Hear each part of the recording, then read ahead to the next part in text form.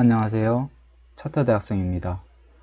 정말 오랜만에 자리에 앉아서 영상을 찍게 되네요. 그간 제게 정말 안 좋은 일들이 많이 일어나서 영상을 찍을 여유가 없었습니다. 우선 제 건강이 정말 좀 많이 안 좋았는데요. 3차 부스터 샷을 맞고 이틀간 알아 누웠습니다. 그리고 바로 2일 후에 오미크론에 제가 또 걸려서 한 일주일 정도 알아 누운 것 같습니다. 그래서 오미크론이 거의 다 나아갈 때쯤 제가 정말 믿었던 사람이 많은 부분 안 좋은 방향으로 변화가 있어서 제가 상처를 굉장히 많이 받았습니다. 그 상처를 받고 나니 또 몸이 며칠 상하지가 않더군요. 그래서 지금 이제 몸이 좀 나아져서 이렇게 영상을 찍고 있습니다. 제가 하나 말씀드릴 게 있는데요. 저는 제가 기억이 없는 어린 유년 시절에는 정말 집이 잘 살았다고 합니다. 근데 저는 기억이 하나도 없어요.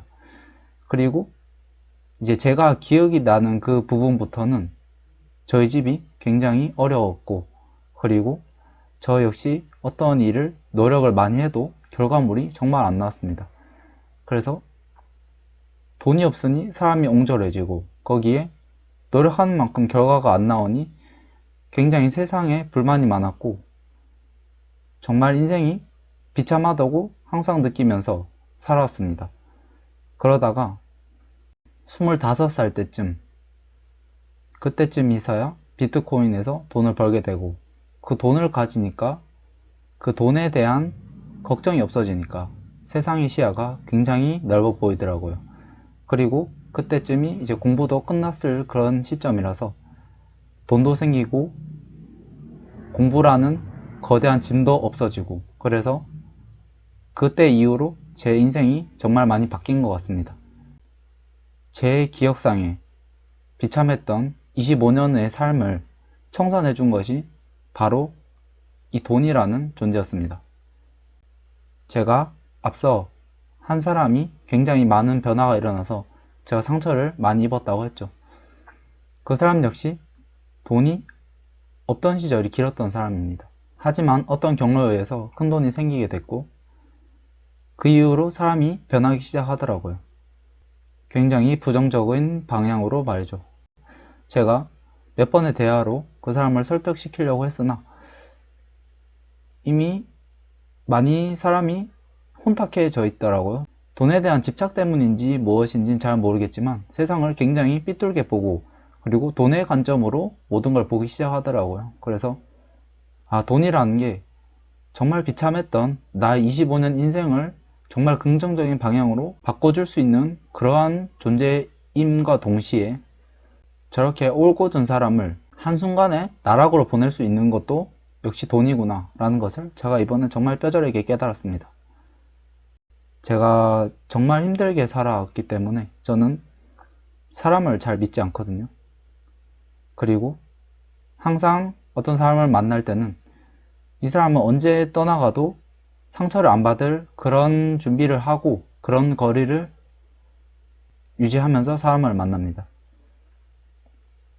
저는 진짜 제 사람이라고 생각하는 사람이 몇 없는데요. 그 중에 한 명이 이렇게 떠나가니까 참 마음이 많이 아팠습니다. 그래서 한 3일 정도 식욕도 떨어져서 밥도 잘 못 먹고 며칠 알아 누운 것 같네요. 혹시나 갑작스럽게 큰 돈이 생기는 경우가 있더라도 겸손이라는 덕목을 유지하려고 노력을 하면서 지내야 하는 게 정말 맞는 것 같습니다. 오늘은 지지와 저항을 배우기 위해서 기본적인 내용에 대해서 몇 가지를 다룰 예정입니다. 봉에 대해서 간단하게 몇 가지를 다루고요. 그리고 상승 패턴과 하락 패턴에 대해서 몇 가지를 다루겠습니다. 기본적인 내용을 설명을 해드리겠습니다. 첫 번째로 빨간색과 파란색 봉이 보이죠? 이 빨간색과 파란색 봉에 대해서 아시는 분들도 많겠지만 혹시나 모르시는 분들을 위해서 제가 설명을 해드리겠습니다. 이 빨간색 봉이 어떤 걸 의미할까요? 장이 시작되었을 때 이 검은색 선을 시초가 처음 가격으로 시작을 해서 위로 이만큼 올라왔다가 다시 이렇게 내려가서 다시 결국에 이 지점을 끝으로 장을 마감했다 이렇게 의미를 할 수가 있겠고요. 두 번째로는 장 초반에 이렇게 떨어졌다가 다시 이렇게 올랐다가 그리고 이렇게 마지막에 떨어져서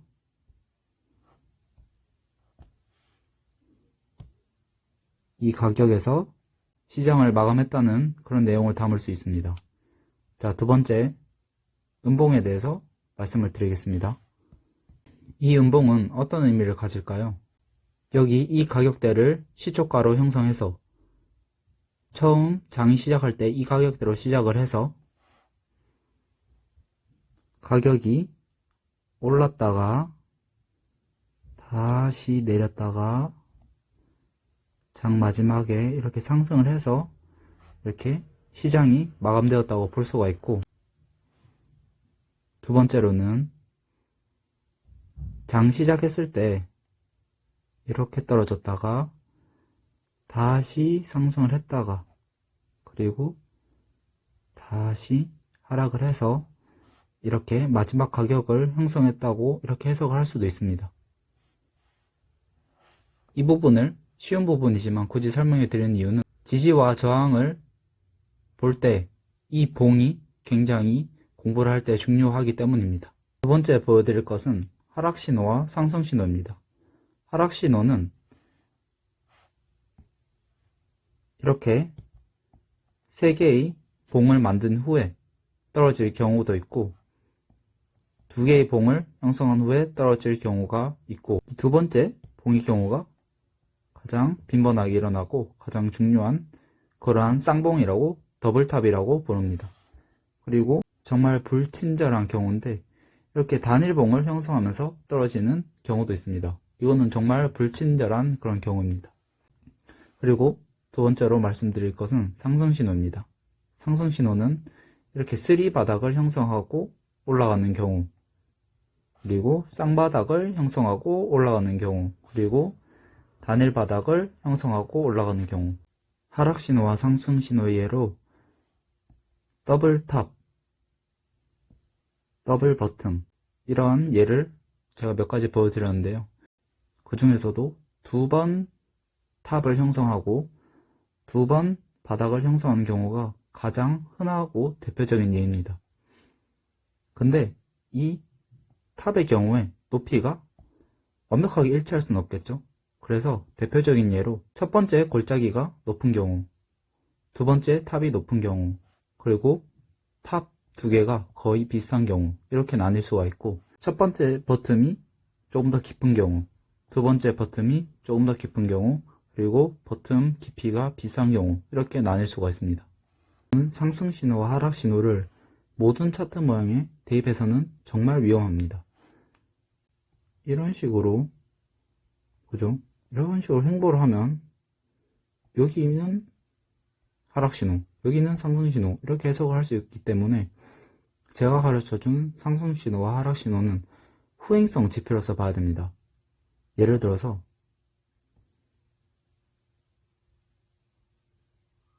이렇게 차트가 내려오고 있으면 더블탑을 그렸네, 이제 적당한 지점에서 팔아야겠다 이렇게 예측을 해야 되지, 이쯤에서 예측을 하려고 하면 정말 위험합니다.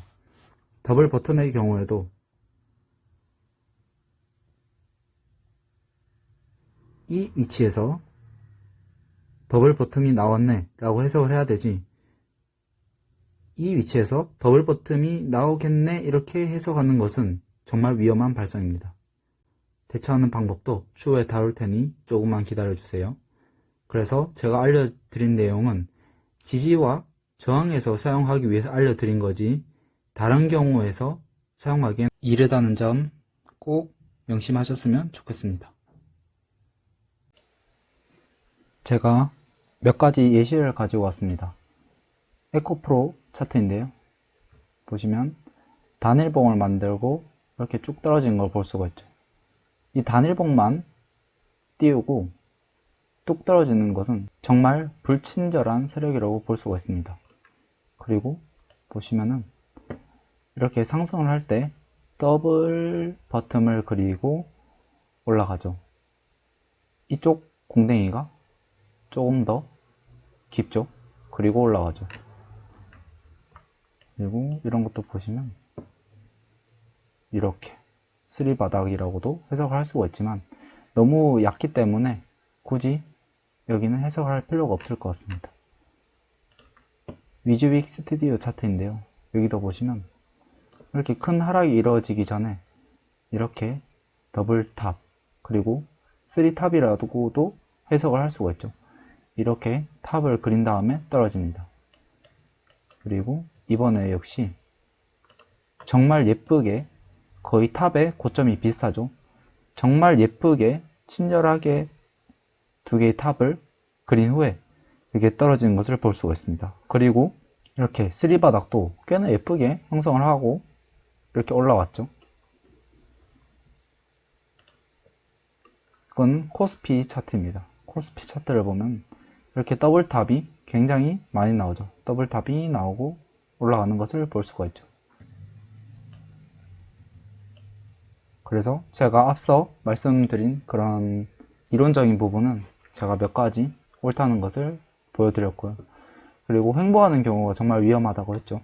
실제로 에코프로를 투자하고 있는 지인이 저에게 차트를 보여줬을 때 이때쯤 저에게 보여줬단 말이에요.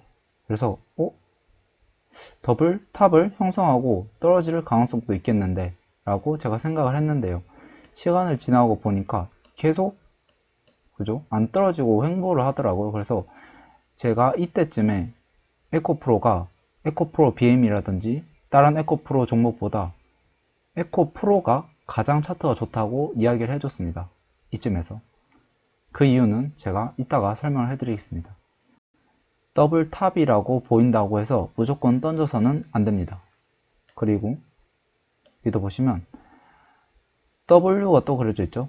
더블 바닥을 형성했다고 그렇게 보인다고 또 무작정 투자를 하는 것도 잘못된 방법입니다. 더블 탑과 더블 버텀에 대해서 제가 대응하는 방법은 추후에 다룰게요. 그리고 여기서도 보시면 3탑을 형성했죠. 그리고 죽는데 크게 안 죽고 다시 올라왔죠. 그죠? 여기도 페이크라면 페이크라고 볼 수가 있고, 그러니까 제가 말씀드리고 싶은 것은 더블 탑과 더블 버튼 그 외에도 제가 앞서 말씀드린 여러가지 상승과 하락의 신호가 있는데요. 그런 것을 알고는 있어야 됩니다. 하지만 모든 차트에 적용을 시켜서는 안 됩니다. 알고 있으니 이런 경우에는 정직하게 대응이 가능하죠. 이런 경우도 정직하게 대응이 가능하고요. 고점의 패턴에는 이런 것이 있습니다. 보시면 한 번, 두 번, 세 번, 네 번. 이 세 번째 탑은 이전 탑들보다 조금 더 높게 형성한 다음에 이렇게 죽어버리죠. 한 번 더 보여드리겠습니다. 높이를 한번 기억을 해 보시길 바랍니다. 마지막이 가장 낮았죠. 이 패턴이 어디에서 나타났냐면 보이시나요? 세 번째가 이전 탑들보다 높게끔 페이크를 형성하고 그리고 죽는 모습을 볼 수가 있죠. 가장 최근인 2021년 코스피 차트 역시 한 번, 두 번, 세 번, 네 번 하고 죽어버리죠. 세 번째는 이전의 탑들보다는 높은 위치에서 형성을 하고, 그리고 마지막 탑은 두 번째와 세 번째 탑보다는 낮은 위치에서 형성을 하고 이제 죽는 그런 패턴이 나왔죠. 이렇게 네 번의 탑을 그리고 떨어지는 경우가 코스피에서 나타났고요. 그리고 이 부분은 3탑이라고 볼 수가 있습니다. 제가 아까 보여드렸던 그런 자료에서 있죠. 급하게 비트코인 차트를 켰는데요. 비트코인 차트 역시 하나, 둘, 셋, 넷 하고 죽어버리죠. 세 번째가 이전의 탑들보다 높이가 높고, 보통 네 번째가 두 번째, 세 번째보다는 낮은 경향을 띄고 있습니다. 그리고 여기에서는 더블 탑이 나왔고요. 그죠? 그리고 하락을 하는 경우를 볼 수가 있습니다. 이렇게 제가 상승과 하락의 패턴을 가지고 왔는데요. 이러한 것이 있다 정도만 아시고 아직 적용하시면 안 됩니다. 그리고 제가 이 부분을 왜 말씀을 드렸냐면 앞서 끝내지 못한 지지와 저항편 있죠. 거기서 분명히 응용될 것이기 때문에 오늘 음봉과 양봉 그리고 상승 저점 패턴에 대해서 몇 가지 알려드렸습니다. 오늘 알려드린 내용을 잘 숙지하시면 다음 영상에서 꽤나 큰 도움이 되실 겁니다. 오늘은 여기에서 영상을 마치고요. 여기까지 영상을 시청해 주셔서 너무 감사드리고요. 좋아요와 구독 부탁드리겠습니다. 감사합니다.